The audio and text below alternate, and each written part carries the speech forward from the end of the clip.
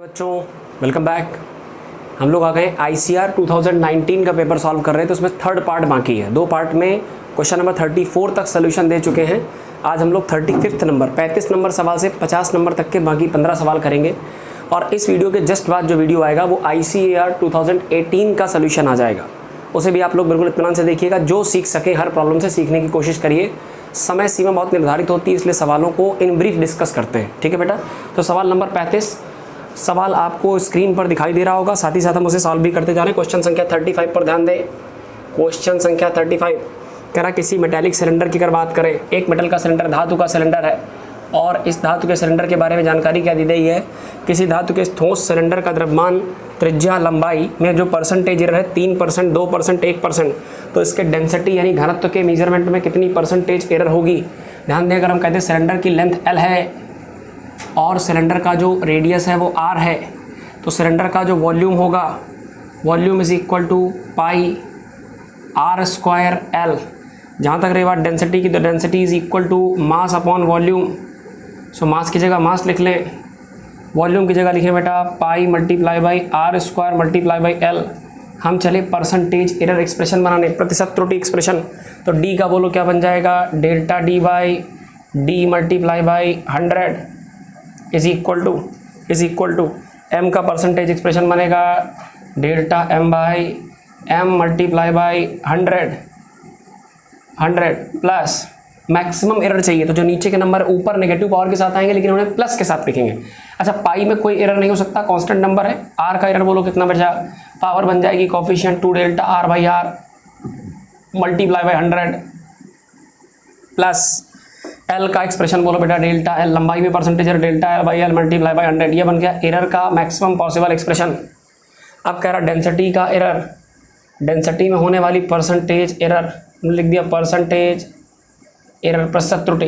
द्रव्यमान में होने वाली प्रतिशत त्रुटि, मास में जो एरर है that is given as 3%, radius 2%, लंबाई 1%, मास 3%, मास है 3% प्लस 2 अलग कर लो, रेडियस कितनी है 2%, ये रेडियस का एरर, और लेंथ का एरर कितना है 1%। चेक करेंगे तो 3 2 दूनी 4, 4 3 7 1 8%, आंसर 8%। ऑप्शन चेक कर लें। ऑप्शन संख्या सेकंड करेक्ट है बेटा। 35 number second option is correct. Percentage error का बहुत ही आसान सवाल। अब बढ़ जाएं 36 नंबर की तरफ बेटा। 36 नंबर की तरफ बढ़ जाएं। 36 नंबर सवाल एक ग्राफिकल सवाल, ग्राफ का डिस्कशन किया। ग्राफ में जो डिस्कशन किया है वो स्पीड वर्सेस टाइम का डिस्कशन है। स्पीड वर्सेस टाइम का डिस्कशन। 36 नंबर सवाल देखो बेटा।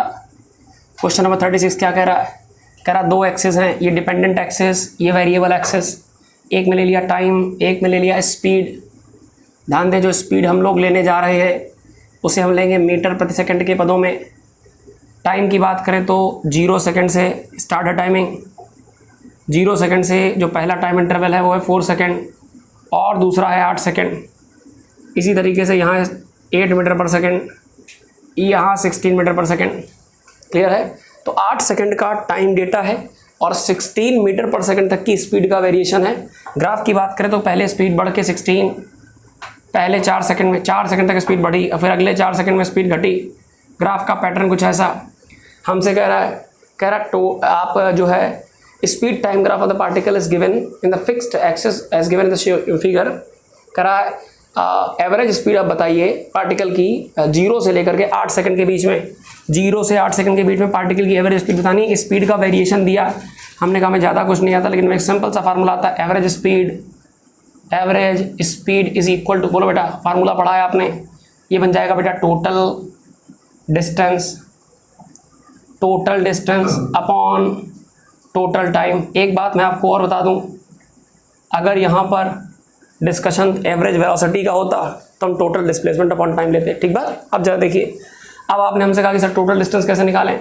हमने कहा अगर स्पीड टाइम ग्राफ की बात करें तो स्पीड टाइम ग्राफ का जो एरिया है, ग्राफ के और टाइम एक्सेस के बीच का जो एरिया है वो हमें टोटल डिस्टेंस देता है। सो डिस्टेंस हो जाएगी हाफ ऑफ, ये ट्राइंगल शेप है, ट्राइंगल शेप का एरिया होता है half of base multiply by height.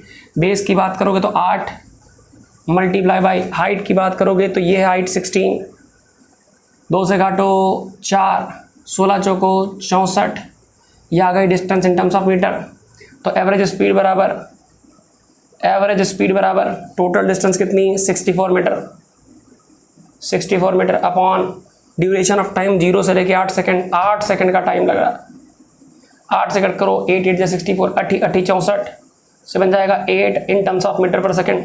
औसत स्पीड एवरेज चाल 8 मीटर पर सेकंड। हकीकत क्या है कि पार्टिकल ने हालांकि 0 से 8 सेकंड के बीच में कभी स्पीड बढ़ाई कभी स्पीड घटाई, लेकिन यानी कभी पार्टिकल एक्सेलरेट हुआ कभी रिटार्ड हुआ, कभी त्वरित हुआ कभी मंदित हुआ, लेकिन उसकी औसत रफ्तार 8 की बनी रही, ऐसा हम कह सकते हैं। तो 36 का तीसरा पार्ट सही है बेटा, तीसरा पार्ट सही है, चेक कर लो। अगला सवाल 37 नंबर सवाल, थोड़ा सा कॉन्सेप्चुअल सरफेस टेंशन का सवाल, पृष्ठ तनाव का सवाल।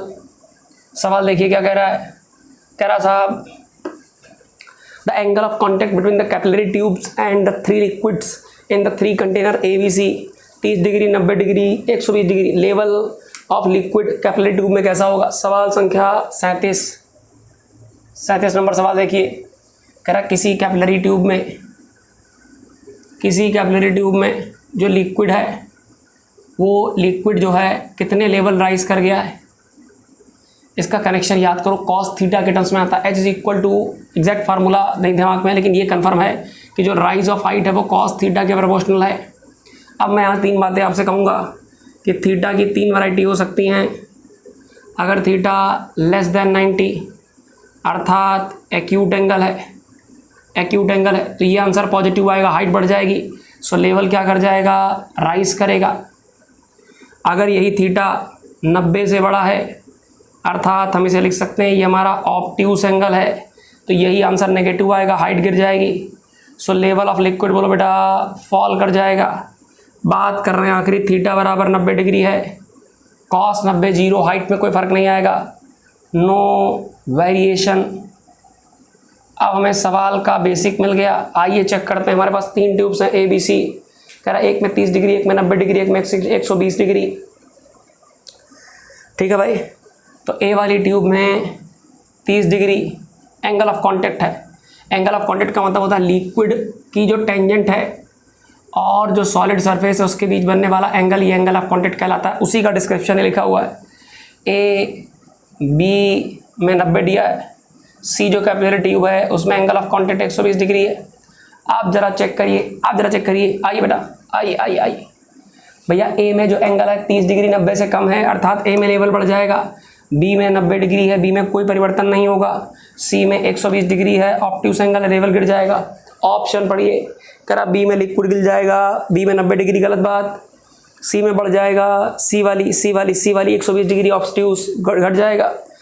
अब सेकंड, ये तो पहला ऑप्शन गलत हो गया। दूसरा ऑप्शन देखिए, ए में राइज करेगा, बी में ना गिरेगा ना बढ़ेगा। ए में राइज करेगा, सही बात है चूंकि एंगल 90 से कम है। बी में 90 है, ना घटेगा ना बढ़ेगा, ये ऑप्शन सही है। तो 37 नंबर का ऑप्शन संख्या सेकंड सही है बेटा। चेक कर लीजिए, चेक करिए, आगे बढ़ते हैं। 37 नंबर पर आ जाइए, सॉरी 38 नंबर, ये रहा 37 नंबर, 38 नंबर आ जाइए। 38 नंबर सवाल हमारा ऑर्गन पाइप रिलेटेड वेव वाले चैप्टर का है।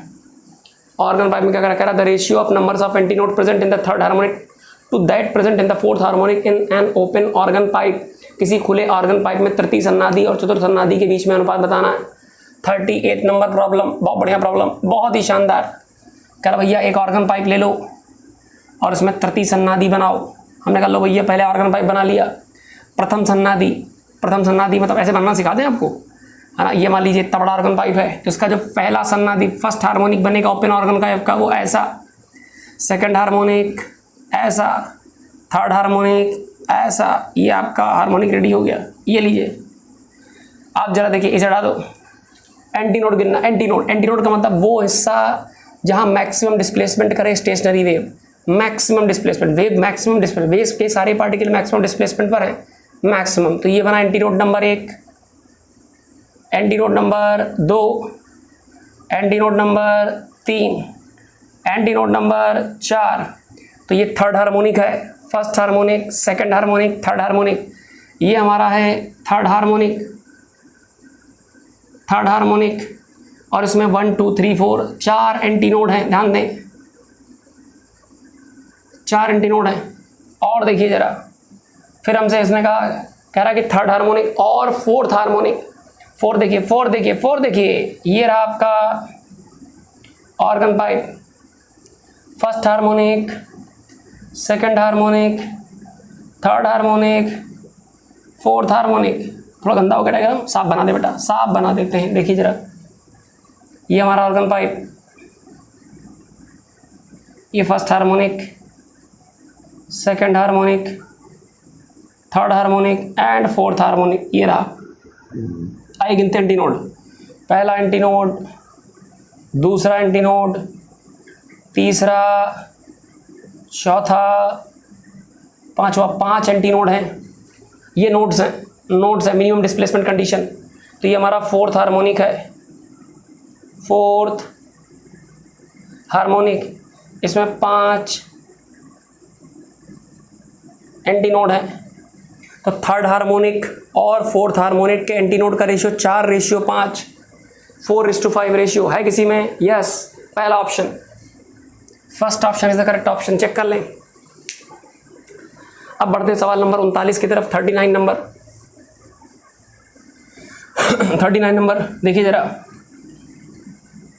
39 नंबर क्या कह रहा है? कह रहा when two beams of monochromatic light of frequency mu1 mu2 are incident on the surface of the two photoelectric sensitive material, the photoelectrons are emitted from the with maximum kinetic energy E1 E2 respectively if E1 as E2 are in the ratio 1:9। Cut off frequency कितनी? पूरी सवाल की हम चर्चा कर देते हैं। सवाल संख्या कौन सा बेटा? सवाल संख्या है 39। देखिए क्या कह रहा है। कह रहा भैया कोई मेटल सरफेस है, इस पर पहली जो आवृत्ति, पहली जो फ्रीक्वेंसी गिरी mu1, अंदर गई, इलेक्ट्रॉन बाहर निकला E1 काइनेटिक एनर्जी के साथ। दूसरी जो फ्रीक्वेंसी इस पर गिरी वो बेटा गिर गई mu2, यहाँ से इलेक्ट्रॉन बाहर निकला E2 काइनेटिक एनर्जी के साथ। अब आइए बैलेंस इक्वेशन लगा दे। अच्छा बताओ, किसी भी इलेक्ट्रॉन को मेटल सरफेस का बैरियर क्रॉस करने के लिए जो एनर्जी चाहिए वो वर्क फंक्शन के बराबर, मेटल सरफेस का बैरियर क्रॉस करने के लिए एनर्जी चाहिए वर्क फंक्शन के बराबर। वर्क फंक्शन बराबर होता है h multiply by mu0। h Planck constant है और mu0 कट ऑफ फ्रीक्वेंसी है। तो पूरी ऊर्जा का हिसाब किताब आइंस्टाइन इक्वेशन के हिसाब से h mu1 गिरने वाली एनर्जी, उसमें से कुछ हिस्सा चला गया वर्क फंक्शन, बाकी हिस्सा काइनेटिक एनर्जी। तो बोलो जरा यहाँ से काइनेटिक एनर्जी कितनी आ जाएगी? E1 बराबर h mu1 -5, और -5 की जगह लिख दो h mu0, ये आ गया E1। और बताओ दूसरे वाले की बात करो, एनर्जी कितनी गिरी? h mu2, उसका कुछ हिस्सा वर्क फंक्शन, बाकी हिस्सा E2 काइनेटिक एनर्जी के फॉर्म में। तो E2 बराबर बोलो बेटा, E2 बराबर, इसे इधर ले आओ, ये बन जाएगा h mu2 -5, 5 की जगह बोलो, 5 की जगह h mu0। अब हमसे कह रहा है E1:E2 का रेशियो 1/n है। हम लिखने जा रहे हैं E1/E2। देखते जाइए, E1/E2 h यहाँ से कॉमन लेकर कट जाएगा। चेक करके देखिए, mu1 माइनस म्यू, या h कॉमन लेके दिखा दें। इधर बचेगा mu1 माइनस mu0, इधर बचेगा mu2 minus mu0, h common लेने के बाद। और ये जो रेशियो है ये 1/n है बेटा, 1/n। h से h खत्म करो, क्रॉस मल्टीप्लाई। आगे देखिए, देखते जाना बेटा, n का क्रॉस मल्टीप्लाई करो, n mu1 minus n mu0 बराबर, इधर क्रॉस मल्टीप्लाई करो, mu2 माइनस mu0। कोई डाउट है? अब हमें mu0 थ्रेशोल्ड फ्रीक्वेंसी या कट ऑफ फ्रीक्वेंसी चाहिए, ये चाहिए। तो mu0 को रख लो एक तरफ, तो बन जाएगा n mu1 minus mu2, n mu1 minus n mu2 बराबर, इसमें mu2 कॉमन ले लो, यहाँ से जाएगा n, ये बचेगा -1, इसे नीचे भेजो, नीचे भेजिए। सो mu0 बराबर n mu1 minus mu2 upon, नीचे बोलो बेटा n-1, ये आंसर आपका रेडी हो गया। ऑप्शन संख्या सेकंड करेक्ट है। चेक कर ले भाई मैच करके। अगला देखिए 40 नंबर सवाल देखिए।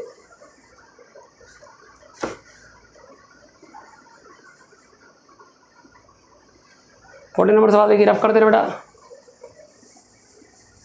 40 नंबर सवाल, ये फोटो इलेक्ट्रिक इफेक्ट का आइंस्टाइन इक्वेशन बेस्ड क्वेश्चन है। अब अगले सवाल पर चलते हैं। 40 नंबर भैया कह रहा पैरामैग्नेटिक सब्सटेंस, ये मैग्नेटिज्म का सवाल। मटेरियल में मैग्नेटिज्म कैसे आता है, वो सब सवाल 44 नंबर। कह रहा भैया para magnetic material kept in magnetic field को तब तक बढ़ाएगा जब तक मैग्नेटाइजेशन कांस्टेंट नहीं होगा। What will be the effect in the magnetism when the temperature is decrease. कह रहा टेम्परेचर घटाने पर क्या फर्क पड़ेगा। आइए आपने किसी पैरामैग्नेटिक मटेरियल को ध्यान दें, पैरामैग्नेटिक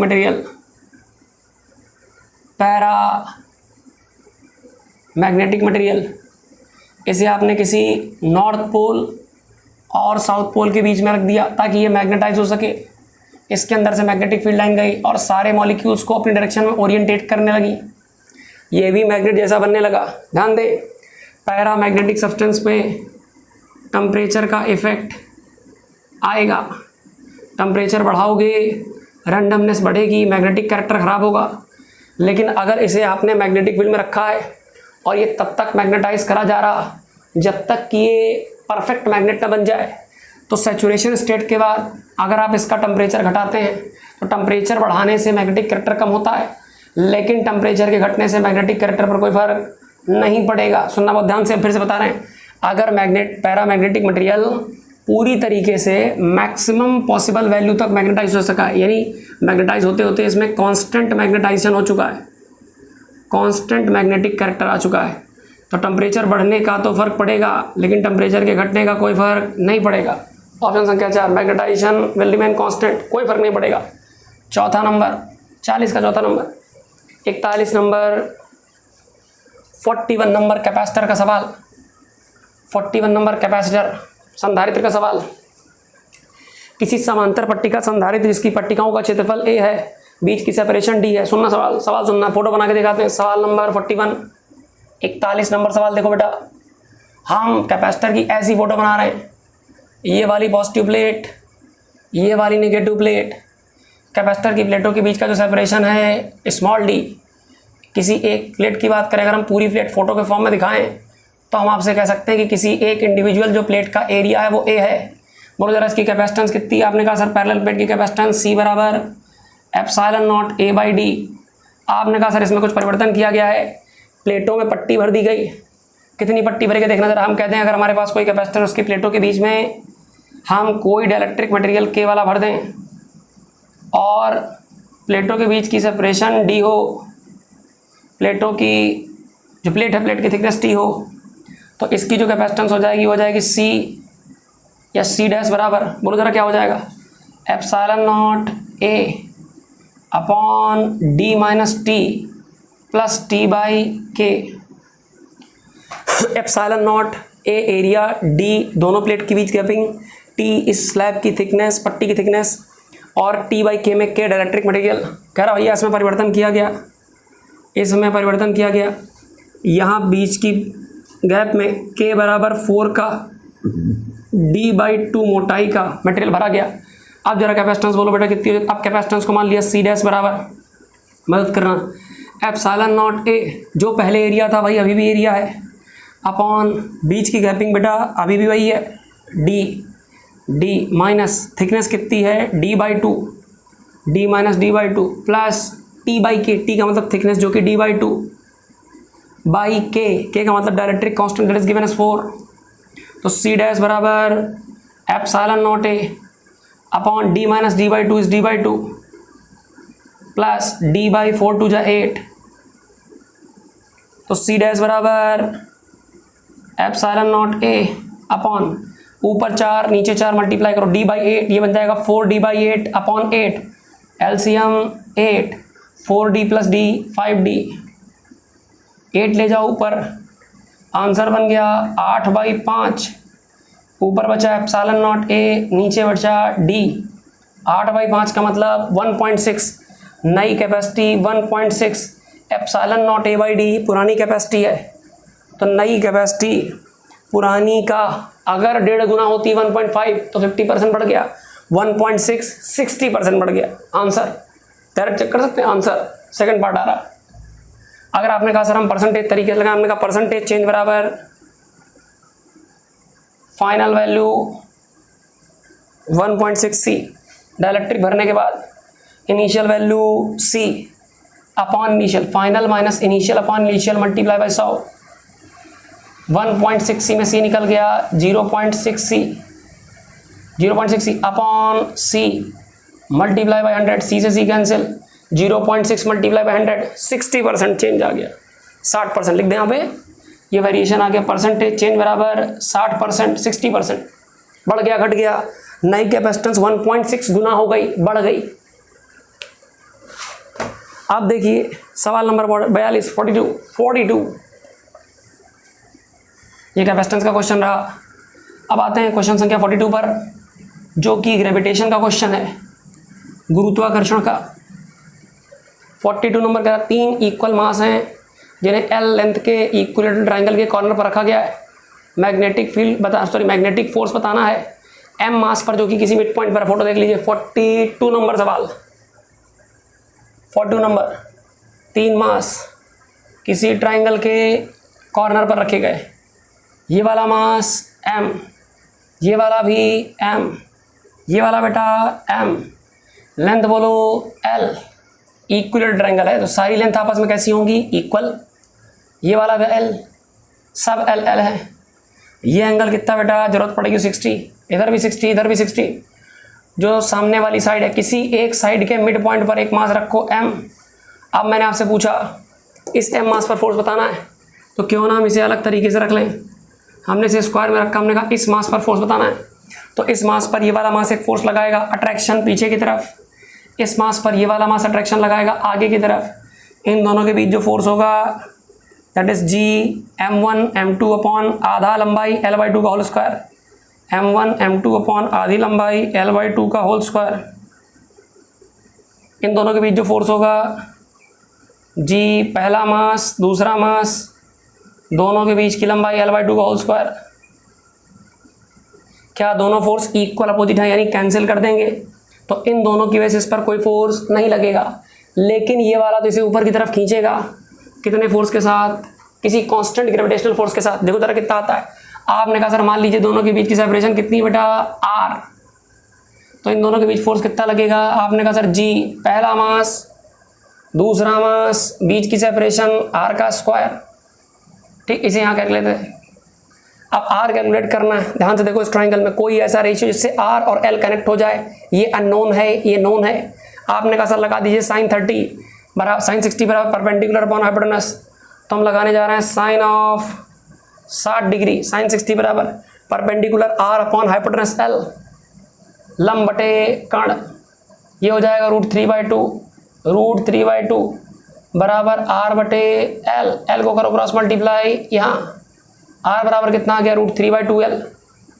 तो रिजल्ट बोलो, इन दोनों के बीच जो फोर्स बचा ऊपर की तरफ वो कितना आ जाएगा, G M मिलके बन गया M स्क्वायर अपॉन R कितना है, √3/2 का होल स्क्वायर, √3L/2 का होल स्क्वायर। एक लाइन बढ़ाएंगे, GM square upon √3L square बन जाएगा, 3L स्क्वायर, रूट हट जाएगा, 2 का स्क्वायर बन जाएगा, 4 उछल के ऊपर चला जाएगा, 4/3 of GM square L square. है कोई ऑप्शन? यस, ऑप्शन संख्या सेकंड, 42 की ऑप्शन संख्या सेकंड सही है। आइए भाई 43 नंबर बेटा, 43 नंबर, ये था ग्रेविटेशन का क्वेश्चन, सीधे कैलकुलेशन बेस, थोड़ा वेक्टर का एप्लीकेशन। अब देखिए जरा सवाल संख्या 43, 2 किलोग्राम का ऑब्जेक्ट है, उस पर एक हॉरिजॉन्टल फोर्स लगा गया है 30 न्यूटन का, लेकिन इसमें कोई मोशन नहीं हो रहा। कह रहा है इसमें कोएफिशिएंट ऑफ स्टैटिक फ्रिक्शन कितना है। आइए चेक कर लेते हैं, सवाल नंबर 43 नंबर। देखिए जरा, ये हॉरिजॉन्टल प्लेटफॉर्म, इस पर रखिए एक ऑब्जेक्ट 2 kg, मदद करिए हमारी। 2 kg का वजन कहाँ की तरफ काम करेगा, नीचे, mg का मतलब 2g। इसने नीचे किया एक्शन, बदले में मिला reaction. Vertical up down motion नहीं हो रहा, इसका मतलब नॉर्मल रिएक्शन ऊपर की तरफ, अविलंब प्रतिक्रिया ऊपर की तरफ। और 2g का मतलब 20 न्यूटन नीचे की तरफ, दोनों एक तरफ क्या कर रहे हैं, बैलेंस। अच्छा बताओ, इस पर अगर एफर्ट करो, प्रयास करो 30 न्यूटन का इसे चलाने के लिए, लेकिन अगर ये नहीं चल रहा, इसका मतलब यहाँ जो फ्रिक्शन है वो इतना पर्याप्त है कि इसे खिसकने से रोक रहा है। यानी जो 30 न्यूटन का एफर्ट है उसे फ्रिक्शन बहुत अच्छी तरीके से मैनेज कर रहा है। फ्रिक्शन होता है mu multiply by normal reaction. So 30 newton is equal to mu का पता नहीं, कोएफिशिएंट ऑफ फ्रिक्शन का, लेकिन नॉर्मल रिएक्शन कितनी है 20, 0 से 0 कैंसिल, कोएफिशिएंट ऑफ फ्रिक्शन 3/2। हालांकि जनरली म्यू की जो वैल्यू है 1, वो 1 के रेंज के अंदर आती है। तो 3/2 मतलब ऑप्शन संख्या सेकंड सही है। ऑप्शन संख्या सेकंड सही। थोड़ा सा इम्प्रैक्टिकल सवाल है, ऑप्शन संख्या सेकंड सही है। अगला सवाल देखें, अगला सवाल देख रहे हो बेटा, क्वेश्चन संख्या 44 नंबर देखिए। 44 नंबर सर्कुलर मोशन और एंगुलर मोमेंटम का यानी रोटेशन का कंबाइंड क्वेश्चन है। कह रहा है एक पार्टिकल है जो कि यूनिफॉर्म सर्कुलर मोशन में एंगुलर मोमेंटम एल के साथ घूम रहा है। कह रहा kinetic energy of the particle double, frequency half, नया एंगुलर मोमेंटम कितना हो जाएगा। सवाल संख्या 44। अब देखो जरा, एक एम मास का पार्टिकल किसी आर रेडियस के सर्कुलर पाथ पर ये घूम रहा है। हम इसका एक्सिस के अबाउट मोशन देखेंगे। एक्सिस के अबाउट जो मोशन होगा उसमें एंगुलर मोमेंटम इन्वॉल्व होगा। एंगुलर मोमेंटम याद करिए MVR भी होता है, लीनियर मोमेंटम का मोमेंट, या इसे हम लोग I × ओमेगा कहते हैं। अब सुनिए सवाल क्या कह रहा है। कह रहा है इस पार्टिकल की काइनेटिक एनर्जी डबल कर दी जाए, यानी एंगुलर मोमेंटम को रिलेट करना है काइनेटिक एनर्जी के साथ। साथ ही साथ कह रहा है इसका अगर फ्रीक्वेंसी अगर इसकी जो फ्रीक्वेंसी है उसको डबल हाफ कर दिया जाए, यानी फ्रीक्वेंसी कनेक्ट करना है। फ्रीक्वेंसी डायरेक्ट कनेक्ट नहीं हो सकती, लेकिन ओमेगा के माध्यम से ओमेगा बराबर 2πf ये कनेक्ट हो सकती है। आप जरा मुझे बताओ, चलिए फटाफट सुनना। L kinetic energy omega calculate करते हैं। एल बराबर, या काइनेटिक एनर्जी का फार्मूला लिखो। रोटेशन में काइनेटिक एनर्जी का फार्मूला होता है बेटा हाफ ऑफ I ω²। अच्छा बताओ, ट्रांसलेशन होता जो स्थानांतरित गति होती है उसमें हाफ mv², रोटेशन में हाफ I ω²। यहाँ रोटेशन का खेल चल रहा, हमने क्या करा, इसमें से ओमेगा हटा लिया, तो काइनेटिक एनर्जी बराबर हाफ I ω अलग, एक ओमेगा अलग। I ω क्या बन गया, L। तो ये बोलो क्या बन जाएगा, 2 times of kinetic energy upon omega, 2 times of kinetic energy upon omega, 2 times of kinetic energy upon omega बराबर किसके आ गया, L के बराबर।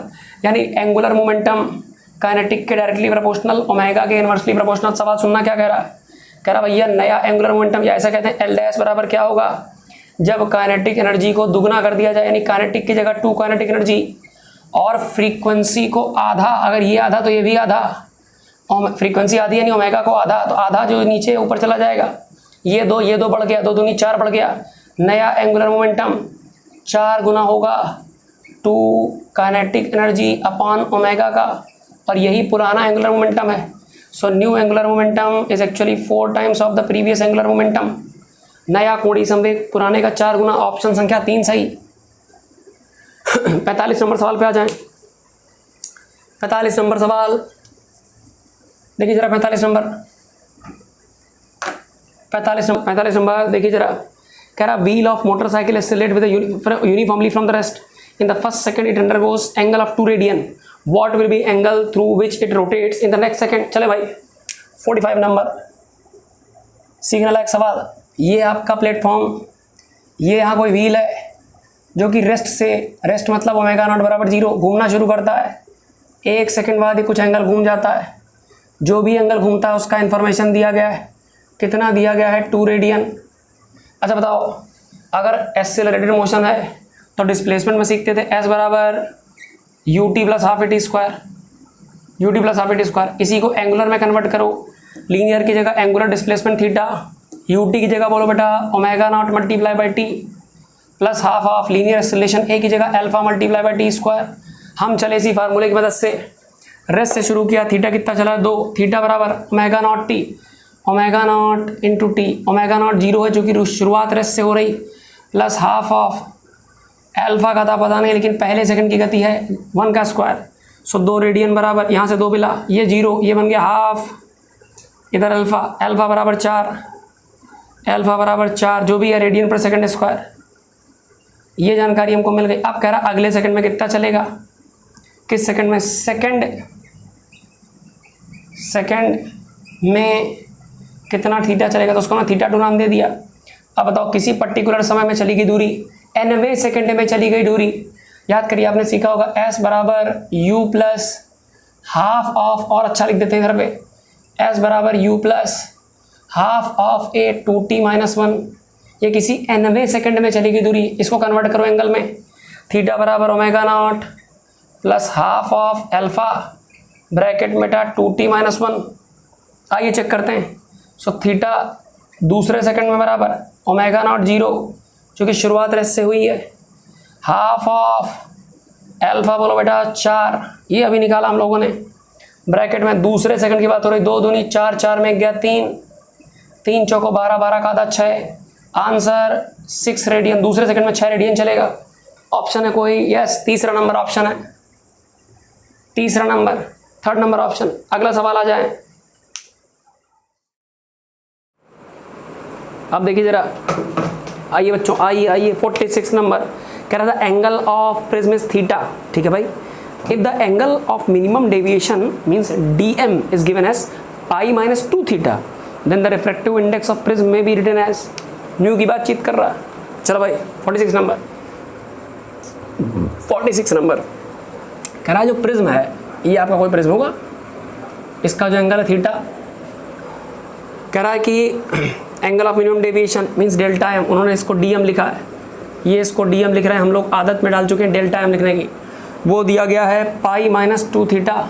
ये देख लीजिए, कह रहा रिफ्रैक्टिव इंडेक्स कैसे लिखोगे, हमने कहा भैया रिफ्रैक्टिव इंडेक्स बराबर एन बराबर, याद करो साइन ऑफ, इधर बोलो A plus minimum deviation by 2 upon sine of, इधर बोलो ए बाई 2। चेक कर लीजिए, आगे देखिए, आगे देखिए, आगे देखिए, एन बराबर साइन। अब देखो जरा, डेविएशन की जगह वैल्यू रखो पाई माइनस 2 थीटा, तो ये बन जाएगा बेटा साइन ऑफ ए। अच्छा ए क्या है? प्रिज्म का एंगल, ये कितना है? थीटा, यहाँ थीटा डाल दीजिए, थीटा प्लस डेविएशन की जगह pi minus 2 theta plus pi minus 2 theta upon 2 upon sine of A by 2, where A is angle of prism that is theta by 2, theta by 2। Check करते चले, check check check. आप देखो जरा, is equal to sine of, ध्यान से देखो तो theta में से 2 थीटा चला गया, माइनस का थीटा, तो ये बन जाएगा बेटा साइन ऑफ पाई बाई 2 अलग, और थीटा में से 2 थीटा चला गया, theta that is theta by 2 minus का थीटा बाई 2 अपॉन नीचे बोलो बेटा कितना, साइन ऑफ थीटा बाई 2, ये बन जाएगा साइन। भैया प्योर टेक्नोमेट्री लग रही, थोड़ी सी गणित लग रही, फिजिक्स का काम खत्म है, फिजिक्स केवल यहीं से खत्म है। ठीक, तो एन बराबर रिफ्रैक्टिव इंडेक्स बराबर, ऊपर देखो साइन पाई बाई 2 मतलब 90, sine 90 minus theta by 2 cos theta by 2, तो ये बन जाएगा बेटा cos theta by 2 cosine ratio upon नीचे बन जाएगा साइन थीटा बाई 2, ये बन जाएगा साइन थीटा बाई 2। मतलब जरा कॉस अपॉन साइन क्या बन जाता है? Sine upon cos tan, cos upon sine cot, तो ये बन जाएगा cot of theta by 2। Option देखिए, ऑप्शन दिखाई दे रहा भैया, चौथा पार्ट दिखाई दे रहा है हमको, fourth part is correct option. आ जाइए क्वेश्चन संख्या 47 आ जाइए, इसे रफ कर दे रहे हैं। 47 नंबर ध्यान दो, 47 नंबर ध्यान दीजिए। Is thrown vertically upward such that cover the distance in the 6th second is half the cover distance in 5th second. Initial velocity बतानी है, बहुत आसान, बहुत ही आसान। 47 नंबर देखिए जरा, करा ये हमारा कोई ग्राउंड लेवल है, यहाँ से हमने किसी ऑब्जेक्ट को ऊपर की तरफ फेंक दिया, ऑब्जेक्ट यूँ जाएगा, ट्रैजेक्टरी पूरी करते हुए वापस आ जाएगा। हमसे कह रहा भैया object is thrown vertically upward such that distance covered in 6th second is half the distance covered in 5th second. 6वें सेकंड में कवर की गई डिस्टेंस। अच्छा बताओ, पार्टिकल ऊपर फेंका गया, तो पार्टिकल तुमने ऊपर फेंका तो ऊपर की तरफ तुमने कोई निश्चित रफ्तार दी होगी, ग्रेविटी कहाँ काम कर रही होगी? नीचे। तो यू अगर पॉजिटिव तो जी कैसा नेगेटिव, चूँकि दोनों अपोजिट क्वांटिटी वेक्टर क्वांटिटी हैं।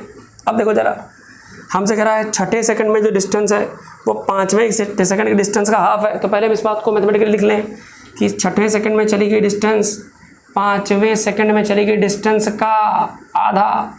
तो 6ठे सेकंड में कितना चलोगे? u प्लस हाफ ऑफ ए की जगह gravity time 2t minus 1, sorry time 2t minus 1 बराबर हाफ ऑफ 5वें सेकंड में चलेगी डिस्टेंस 5वें में, ये बन जाएगा u प्लस हाफ ऑफ जी, डब्बे में बोलो 2t माइनस 1 ब्रैकेट बंद।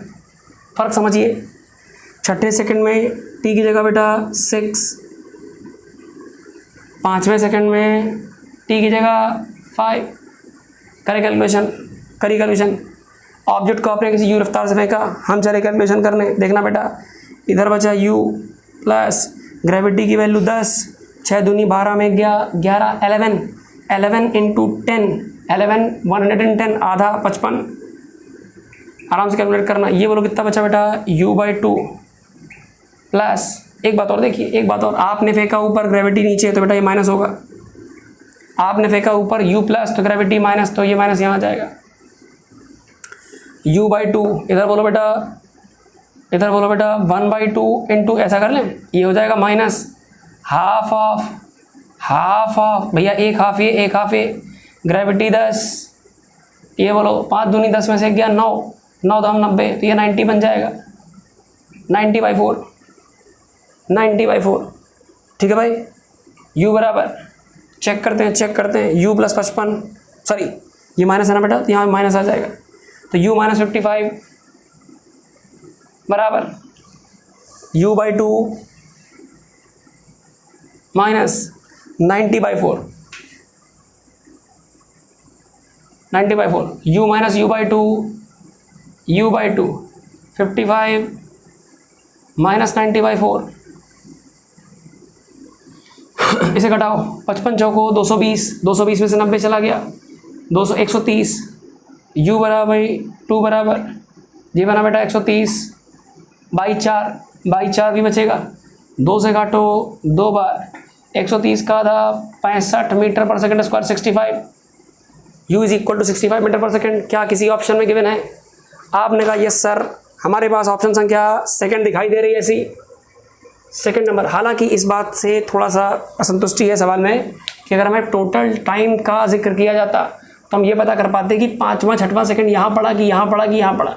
ठीक है, लेकिन कोई बात नहीं, सवाल हमारे पास nth सेकंड में चली गई डिस्टेंस, nवें सेकंड में चली गई डिस्टेंस से छठे सेकंड की डिस्टेंस निकाली, 5वें सेकंड की निकाली, छठे की डिस्टेंस जो है 5वें की हाफ है लिख दिया, ऑब्जेक्ट ऊपर फेंका तो u प्लस और ग्रेविटी नीचे तो g माइनस में ले लिया। ठीक है भाई, ऑप्शन करेक्ट है आपके सामने। 48 नंबर तो सीख रहे हैं। 48 नंबर देखो बेटा, कर भैया एक वायर लेंथ L है, रेडियस R है, उसको खींच दिया गया L तक, ये आपका वायर, इसकी जो जेन्युइन लंबाई है, ओरिजिनल लंबाई है, ज्योमेट्रिकल लंबाई है L, इसका जो रेडियस है वो R, इसे खींच दिया गया, थोड़ा सा खींच दिया गया, ये लीजिए L खींचा गया। दूसरा वायर, पड़ोस में दूसरा वायर, सुनना बेटा, कह रहा है इसकी लंबाई 2L, रेडियस 2R, सब कुछ दुगना, 2L लंबाई, रेडियस के मामले में भी 2R, और खींच दिया इसको L की जगह 2L, हर मामले में दुगना। कह रहा है इनके पास जो एनर्जी स्टोर है पहले और दूसरे में, उनका कंपैरिजन करो। तो देखिए ज़रा, हम कहते हैं अगर हमने किसी वायर को स्ट्रेच किया, यानी हमने उसको स्ट्रेच करने में वर्क किया, तो जो भी वर्क करोगे उसमें स्टोर हो जाएगी in form of elastic potential energy, that is U। और इलास्टिक पोटेंशियल एनर्जी को अगर हम U कहेंगे तो इसी को अगर प्रति एकांक आयतन पर यूनिट वॉल्यूम देखा जाए, so U/V energy per unit volume is known as small u, that is half of strain square multiply, या ऐसा लिख दें half of Young modulus multiply by strain यानी विकृति का होल स्क्वायर। तो पहले वाले रेडियस का कोई रोल नहीं बेटा इसमें, एनर्जी पर यूनिट वॉल्यूम में, तो पहले वाले में एनर्जी U1 मान लो, that is half of Young modulus into पहले की स्ट्रेन L का स्क्वायर। कोई डाउट? अरे स्ट्रेन का मतलब change in length with respect to length, जैसे L/L लिख लो, L/L का स्क्वायर। अच्छा एक और बात देखो, मटेरियल सेम है तो जो यंग मॉडुलस इसका होगा वही यंग प्रत्यास्था गुणांक इसका भी होगा। इसकी एनर्जी बोलो, ये बोलो U2 बराबर half of Young modulus strain 2L/2L का होल स्क्वायर, 2L/2L का होल स्क्वायर। 2 से 2 खत्म, ध्यान से देखो तो क्या दोनों नंबर बिल्कुल एक जैसे हैं, डिवीजन में ले जाओ कट जाएगा। तो पहले की एनर्जी प्रति एकांक आयतन, दूसरे की एनर्जी प्रति एकांक आयतन यानी पर यूनिट वॉल्यूम, दोनों का रेशियो सब कुछ कट गया 1:1। ऑप्शन संख्या चौथा सही है, 4th number is the correct option. आगे देखिए लास्ट दो सवाल देखिए, रफ कर देना बेटा इसे। 48 नंबर आ जाइए। 49 नंबर देखिए जरा, कराओ भैया Q2Q एक दूसरे से x डिस्टेंस पर रखे गए, placed at x distance apart from medium. करा इनके बीच अगर फोर्स है, दोनों को टच में रखा गया फिर रख दिया गया सेम डिस्टेंस में, फोर्स अब कितना हो जाएगा? बहुत बढ़िया सवाल। चलो भैया एक चार्ज Q है, दूसरा चार्ज 4Q है, बीच की डिस्टेंस x है, इनके बीच फोर्स बोलो F बराबर 1/4πε0 को K लिख लिया, पहला चार्ज Q है, दूसरा चार्ज 4Q है, अपन दोनों के बीच की डिस्टेंस x का होल स्क्वायर, ये लिख दिया हमने पहला इक्वेशन। दोनों को टच कराओ, टच कराने से चार्ज का डिस्ट्रीब्यूशन, अगर ये चार्ज किसी बॉडी में, ये चार्ज किसी बॉडी में, दोनों बॉडी की कैपेसिटी आइडेंटिकल, की क्षमताएं बराबर, इनको टच कराने पर आवेश का वितरण जोड़ करके आधा आधा हो जाएगा। तो अगर टच करके रखोगे, ये हो गया फर्स्ट केस, ये आ रहा सेकंड केस। आफ्टर चेक करना बेटा, आफ्टर टच, टच के बाद फिर वही रखा गया, तो Q + 4Q 5Q, आधा कितना हो जाएगा, ये बन जाएगा 5Q/2, दूसरा वाला भी बन जाएगा आधा 5Q/2, उसी डिस्टेंस पर रख दिया। ये लीजिए, अब फोर्स बोलो चेंज हो जाएगा, हमने लिखा है इसे F' बराबर 1/4πε0 यानी K, पहला आवेश 5Q/2, दूसरा आवेश 5Q/2, और दोनों के बीच की सेपरेशन का स्क्वायर यानी कि x का स्क्वायर। अब देखिए जरा, F' बराबर कांस्टेंट को कर लो अलग, 5/2 × 5/2, ये बन जाएगा बेटा 25/4, इधर Q मिलके बन गया Q² अपॉन नीचे बन जाएगा x²। इसे थोड़ा तमीज से लिखें, 25/4 को पहले लिख लो, के बाद में लिखो, ये पहचानो, ये तो पहले वाला फोर्स है। गड़बड़ किया क्या बेटा, क्या हमने गड़बड़ किया? ठीक है, कोई दिक्कत नहीं, इसे थोड़ा सही से लिखे, तो ये बन जाएगा बेटा K, Q4Q बन जाएगा 4Q² अपॉन x², सही है। अब ये पहले वाला फोर्स नहीं बना, इसमें भी कम आकी, 4 ऊपर और 4 नीचे भी लगा दो। अब ये देखो पहले जैसा मैच कर रहा है, ये नंबर, तो न्यू फोर्स एक्चुअली 25/16 गुना है पुराने फोर्स का, 25/16 टाइम्स। तो कह रहा था force between charge is now 25/16 times of the previous. First option is the correct, first option सही है, चेक कर ले। आखिरी सवाल 50 नंबर, 50 नंबर देखिए जरा, 50 नंबर सवाल कह रहा था vertical component of earth magnetic field 6 into this, the magnetic field induces potential difference, the rail metre gauge train, speed of the train दी गई 36। सुनना, कह रहा अर्थ की मैग्नेटिक फील्ड का जो वर्टिकल कंपोनेंट है ऐसा, यह 6 × 10⁻⁻⁻⁵ वेबर प्रति मीटर स्क्वायर। धैर्य सुनिए, धैर्य से, ये क्या है? Magnetic field.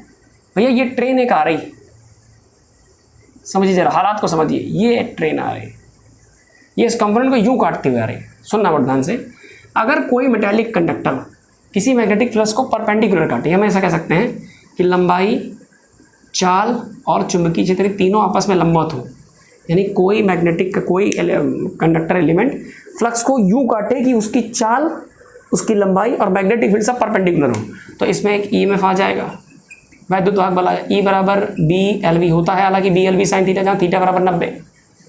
मैंने कहा भैया इसकी लंबाई कितनी है, तो ट्रेन में प्रति सेकंड बल पूछा गया है, प्रति सेकंड पूछा गया है, और जो लंबाई है ऐसा कुछ है क्या, what will be the magnetic field induction, इसमें दिया गया है हाँ per metre, what is the induce potential difference between the rail per metre. चले भाई, लंबाई जगह पर मीटर इस्तेमाल करेंगे, तो ईएमएफ पता करना है, लंबाई E बराबर B कितना 6 × 10⁻⁵ माइनस का L की जगह प्रति मीटर यानी 1 मीटर या L लिख लें, इंटू BLV, V देखो V, अरे ट्रेन की जो रफ्तार है वो 36 km/h। भैया पहले क्वेश्चन नंबर तो लिख दें, आखिरी क्वेश्चन है, क्वेश्चन संख्या 50।